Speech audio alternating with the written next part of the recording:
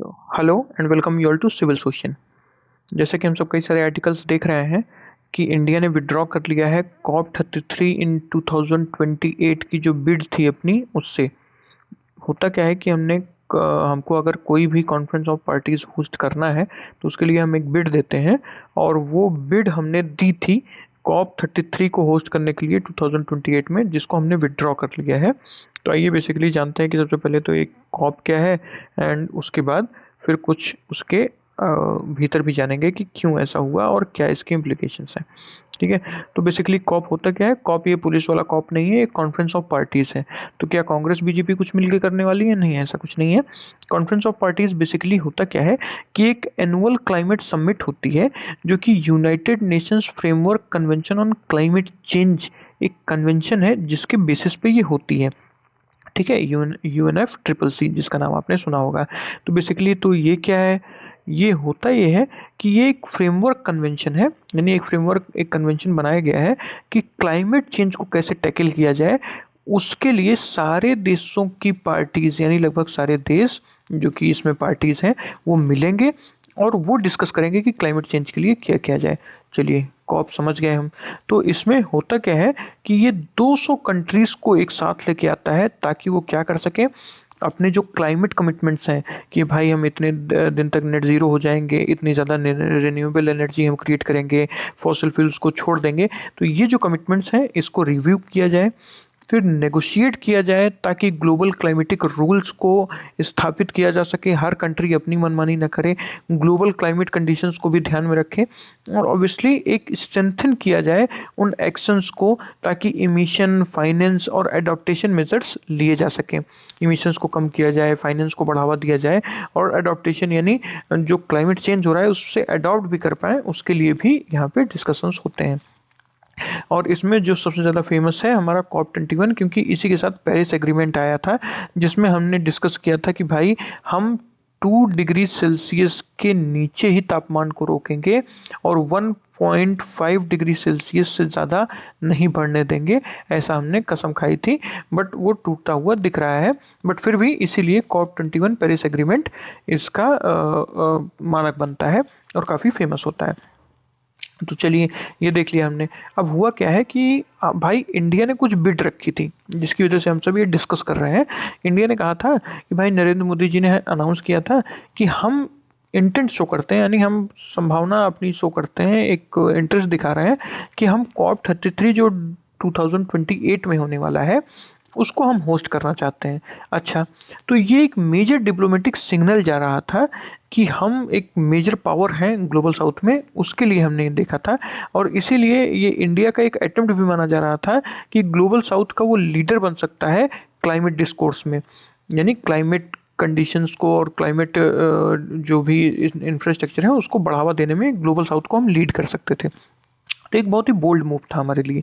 लेकिन अभी current development में ये हुआ है कि भाई हमने विड्रॉ कर ली है अपनी बिड कि हमको ये जो कॉन्फ्रेंस ऑफ पार्टीज 33 है इसको होस्ट करना है। तो उसका कोई ऑफिशियल कंफर्मेशन तो अभी नहीं आया है, लेकिन ये कहा जा रहा है कि हमने जो इनफॉर्मली ये कन्वे कर दिया है यूएनएफ ट्रिपल सी को कि हम इस प्रोसेस का हिस्सा नहीं बनना चाहते हैं। तो आइए, चूंकि अभी ऑफिशियल कंफर्मेशन नहीं आया है कि ऐसा हमने क्यों किया या क्या किया है, तो कुछ डिस्कस कर लेते हैं कि ऐसा हुआ क्यों होगा। ठीक है, पॉसिबल रीजंस क्या हैं इसके। तो सबसे पहली चीज़ है कि geopolitical considerations. Geopolitical political considerations में ये आ जाता है कि भाई इस समय ये जो कॉप की जो मीटिंग होती है ये डिसाइड इस बेसिस पे होती है कि जो रीजनल रोटेशन प्रिंसिपल चलेगा।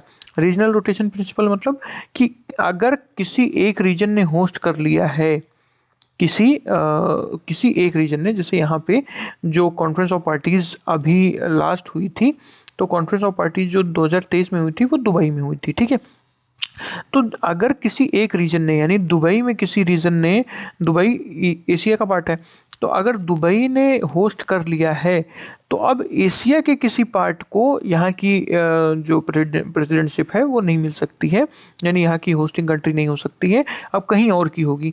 तो जो 2028 में हम करना चाह रहे हैं वहाँ की इस समय रीजनल रोटेशन के बेसिस पे ईस्टर्न यूरोप इस ग्रुप का पार्ट बनता है। ईस्टर्न यूरोप में यानी कौन कौन से कंट्रीज को मिल सकती है इसकी होस्टिंग्स, ये है ईस्टर्न यूरोप का मैप। यहाँ पे रशिया को मिल सकती है, बेलारूस को मिल सकती है, Lithuania, Latvia, Estonia, Ukraine, Moldova, Georgia और आर्मेनिया, अजरबैजान, इस टाइप के जो देश हैं मतलब बेसिकली ईस्टर्न यूरोप में, इन सबको मिलनी चाहिए, ऐसा वहाँ का जो रोटेशनल फ्रेमवर्क है, रीजनल रोटेशन फ्रेमवर्क, वो कहता है। ठीक है, तो एक जियोपॉलिटिकल कंसिडरेशन को ये भी माना जा रहा है कि इसको देखते हुए भी हमने कहा होगा कि अच्छा चलो ठीक है, जब आप रोटेशनल बेसिस पे ही दे रहे हैं तो उन्हीं को दे दीजिए, हम अपना बिड डाल के हम इस रोटेशन को खराब नहीं करना चाहते।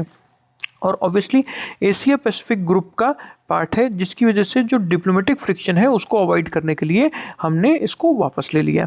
चलिए इतनी बात हम समझ गए।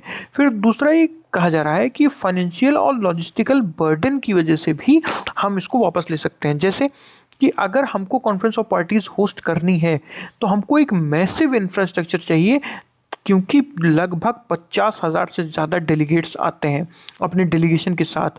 उनका सिक्योरिटी मैनेज करना, लॉजिस्टिक्स, अकोमोडेशन, भाई कहीं होटल में रुकेंगे, अच्छी जगह रुकवाना, अच्छी जगह खाना, अच्छी जगह पीना, एंड ऑब्वियसली जो कॉन्फ्रेंस होगा वो भी बहुत हाई लेवल की मीटिंग होती है, तो उसको भी बहुत सिक्योरिटी और लॉजिस्टिक्स पर्पस के बहुत हाई लेवल का होना चाहिए, जिसका कॉस्ट लगभग 3,000 से 6,000 प्लस करोड़ रुपीस आ सकता है, अप्रॉक्स एस्टिमेटेड है, एक रफ एस्टिमेट लगाया गया। तो इसीलिए इंडिया को इस समय प्रायोरिटाइज करना चाहिए जो डोमेस्टिक डेवलपमेंट स्पेंडिंग्स हैं उन पे, ना कि ये जो क्लाइमेट एडेप्टिव इन्वेस्टमेंट्स हैं ग्लोबली, जो कि उसको पार्टीज को ही होस्ट करने में जितना पैसा खर्चा करेंगे, उससे बेहतर है कि हम जो क्लाइमेट एडेप्टेशन मेजर्स हैं उस पे ये खर्चा कर दें तो ज़्यादा बेहतर होगा। ऐसा भी सोचा जा रहा है कि इस वजह से भी हमने विड्रॉ किया होगा। फिर कुछ एनर्जी सिक्योरिटी कंसर्न्स हैं हमारे। एनर्जी सिक्योरिटी कंसर्न्स क्या है भाई, कि इंडिया जो है अभी भी हैविली डिपेंड है करता है कोल पे। लगभग हमारा 60% जो पावर जनरेशन हम करते हैं वो कोल से करते हैं, 55 से 60%। और ऑयल इंपोर्ट्स हमारा 85 से 90%, अभी हाल ही की जो रिपोर्ट हमने कल डिस्कस की वो 91% है। तो लगभग 91% तो हम अभी भी अपना ऑयल इंपोर्ट्स और जो कोल है उस पर 55 to 60% हम डिपेंड करते हैं। तो ये एनर्जी सिक्योरिटी कंसर्न्स भी हमारे पास है, हम इसको कम करें पहले, तब कॉप को होल्ड करें, नहीं तो सबसे ज़्यादा बर्डन हमारे ही ऊपर आ जाता है। होस्टिंग कंट्री को ही सबसे ज़्यादा देखा जाता है एज अ डेवलपर। उसके बाद फिर हमने देखा कि स्ट्रेटजिक क्लाइमेट पोजिशनिंग हो रही है, जैसे कि जो इंडिया है वो मेंटेन करता है कि क्लाइमेट जस्टिस का स्टैंस हम बना के रखेंगे। क्लाइमेट जस्टिस क्या है कि भाई जो है, जो कॉन्ट्राडिक्शंस हैं between development needs versus climate commitments, मतलब भाई ठीक है, आप हमें समझ में आता है कि क्लाइमेट को नुकसान हो रहा है, लेकिन एक डेवलपिंग कंट्री जैसे कि इंडिया, अगर वो अपने आप को डेवलप ही नहीं कर पाएगी तो इस क्लाइमेट का वो करेगी क्या? मतलब समझ रहे हैं भाई, हमको डेवलपमेंट नीड्स के लिए थोड़ा बहुत एमिशंस करने की इजाज़त देनी होगी, जबकि आपने जो डेवलप्ड कंट्रीज़ हैं, क्लाइमेट चेंज उनकी वजह से आया है, क्योंकि जो इंडस्ट्रियल रिवोल्यूशन हुआ वो डेवलप्ड कंट्रीज़ में हुआ, जिसकी वजह से वो डेवलप्ड हो गए। और अब हम जब डेवलप होना चाह रहे हैं तो वो कह रहे हैं कि नहीं नहीं, एमिशन बहुत हो रहा है, तुम डेवलपमेंट वर्क अपना रोक दो। तो एक क्लाइमेट जस्टिस के अगेंस्ट जाता है। इसलिए भी जो इंडिया की पोजीशनिंग है वो इस पे कायम रहते हुए भी कॉप को इस समय होल्ड करने के, जो कॉप की बिड है उसको बिड होल्ड कर सकता है, विड्रॉ कर सकता है, ये भी बताया जा रहा है। फिर डिप्लोमेटिक स्ट्रेटजी शिफ्ट भी कहा जा रहा है इसको, कि होस्ट लीडरशिप से हमको ये देखना हो कि हम इशू लीडरशिप कर सकें। बेसिकली कॉन्फ्रेंस ऑफ पार्टीज एक नमूना है जिसमें लोग आके डिस्कस करते हैं, बड़े बड़े वादे करते हैं और वो वादे संभवतः पूरे नहीं हो पाते।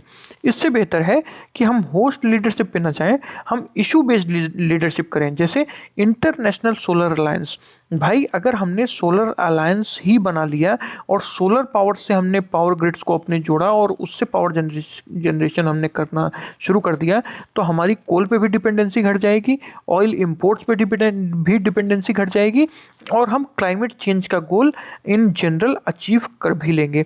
तो ये एक बहुत बड़ा डिप्लोमेटिक स्ट्रेटजिक शिफ्ट माना जा रहा है, जिसकी वजह से हमने विड्रॉल प्लान किया होगा। चलिए ठीक है, ये हमने देख लिया। उसके बाद हमने ये देखना है कि भाई इसके इम्प्लीकेशंस क्या हो सकते हैं। हमने विड्रॉ तो कर लिया तो उसके कुछ इम्प्लीकेशंस भी होंगे भाई, उसका कुछ इम्पैक्ट भी तो पड़ेगा हम पर। तो कुछ पॉजिटिव इम्पैक्ट तो है, जैसे इसने फाइनेंशियल और एडमिनिस्ट्रेटिव रिसोर्स जो हमारा खर्चा होना था एक कॉन्फ्रेंस ऑफ पार्टीज को होल्ड करने में, उसको बचा लिया।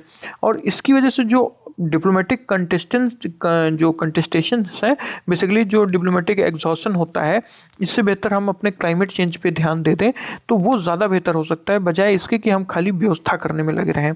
और इसीलिए पॉलिसी एटोनॉमी को मेंटेन करने में ये बहुत बड़ा सहायक बना है अगर हमने विड्रॉल करने का फैसला लिया है तो। अच्छा, हालांकि इसके कुछ नेगेटिव्स भी हैं। नेगेटिव्स क्या है कि हमने एक बहुत बड़ी अपॉर्चुनिटी मिस कर दी। जैसे एक ग्लोबल लीडरशिप हम दिखा सकते थे पूरे विश्व को कि यार इंडिया भी एक कॉन्फ्रेंस ऑफ पार्टीज होल्ड करके ये बता सकता है कि हम भी क्लाइमेट चेंज में एक लीडरशिप रोल प्ले कर सकते हैं।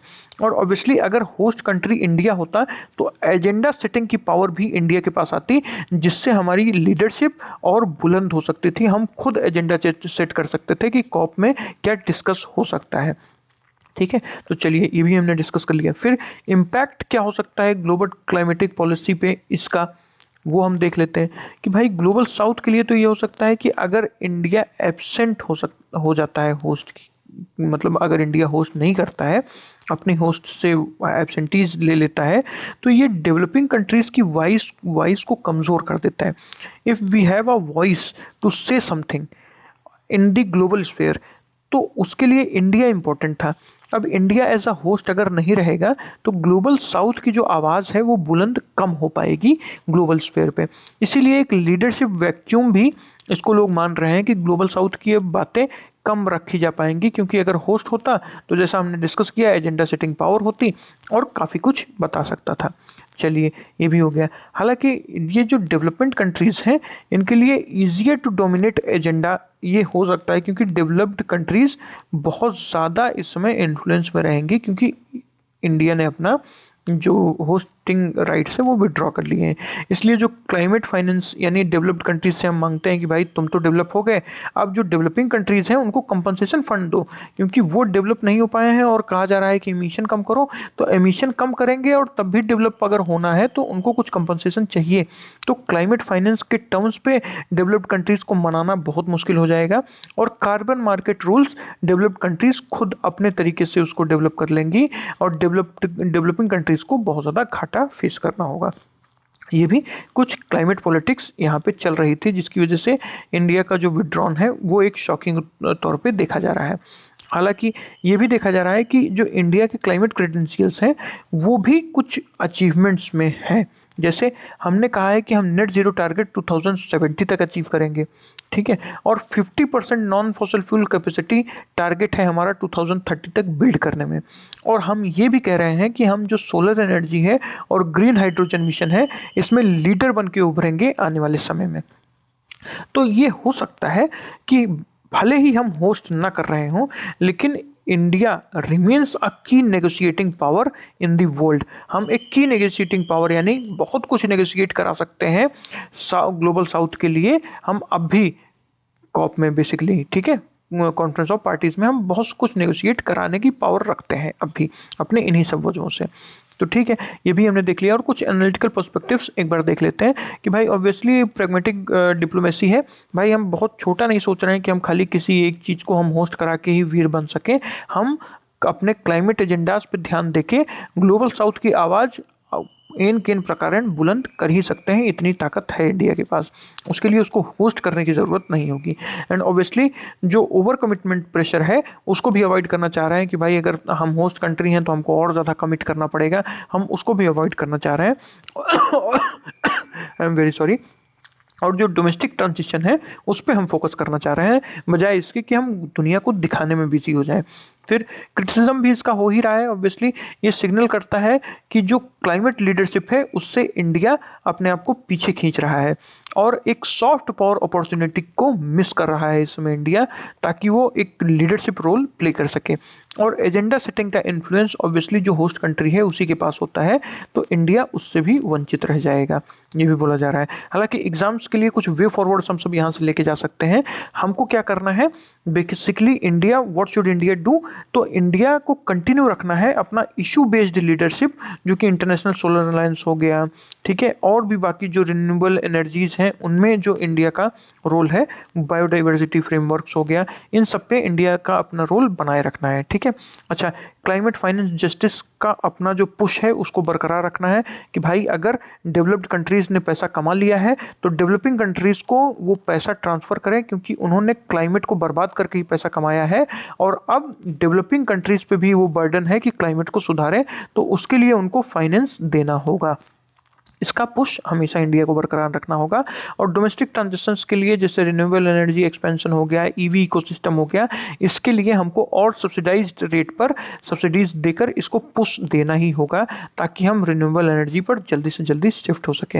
अच्छा, एक बहुत प्यारा सा कंक्लूजन है हमारे पास, उसको भी हम लेके ही जा सकते हैं, जल्दी से देख लेते हैं। India's withdrawal reflects strategic pragmatism. ठीक है, यानी हमने एक स्ट्रेटजी बहुत अच्छी चली है, इसको विड्रॉ करके कैसे हमने ये सोचा है कि हम एक सस्टेन्ड ग्लोबल लीडरशिप देखेंगे और डिपेंड करेंगे लाइव एबिलिटी पे क्या शेप करने की climate outcomes. Basically leadership will depend on its ability to shape climate outcomes without necessarily hosting the summit. हमको सिर्फ समिट होस्ट करके ही अपना जो क्लाइमेट आउटकम है वो नहीं दिखाना है, अपनी लीडरशिप को नहीं दिखाना है।